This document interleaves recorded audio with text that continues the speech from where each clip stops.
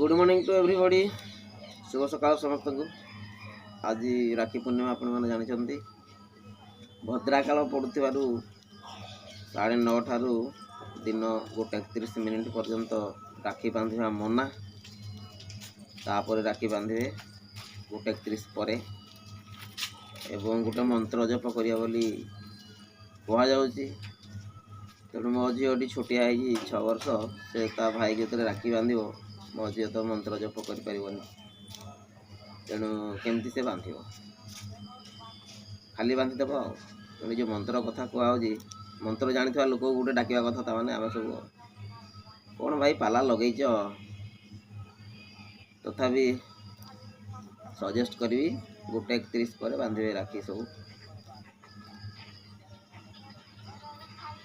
रही। नमस्कार।